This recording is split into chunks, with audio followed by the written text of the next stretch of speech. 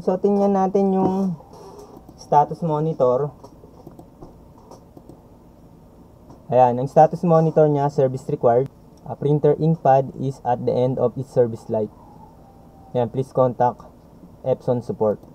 So ito yung resetter natin. So parehas naman sa sa ibang Epson printer, yung halos the same yung yung process. So kailangan natin ng adjustment program. Itong adjustment program, ilalagay ko na lang yung link diyan sa baba ng video description o kaya sa comment section. So para temporary disable natin yung ating antivirus. So yung real time protection off muna natin, pero ibalik din natin pagkatapos natin i-reset kasi maapektuhan yung adjustment program, baka hindi mag-run.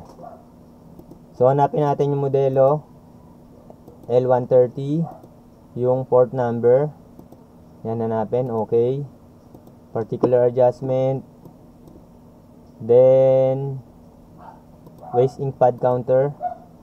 Check muna natin yung main pad counter, tapos check 100%, then initialize para ma-reset. After natin matapos yung process na to, turn off natin yung ating computer, turn off natin yung printer. After ng ganitong process, turn off natin yung printer. So okay natin, turn off printer. Turn off printer.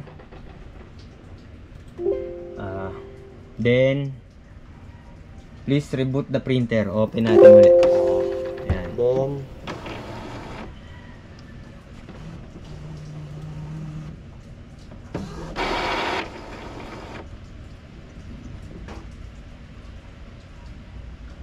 and so okay na. Then i-check natin yung main pad counter. Check natin yung main pad counter. Check. Yan, 0 na. So yan lang po, ganyan lang po yung pag-reset.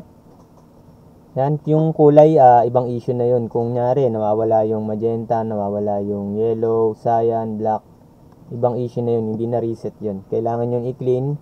Gumamit kayo ng cleaning solution, higupin ng syringe, o kaya maraming paraan. Kaya lang pag nagawa mo na yung mga paraan na yan, kahit anong head clean mo, kailangan ng palitan yung printer head. Hindi yan forever yung ating printer head. Kaya kung marami ka nang na-print at nasulit mo naman, ayun, kailangan mo magsubok magpalit ng printer head.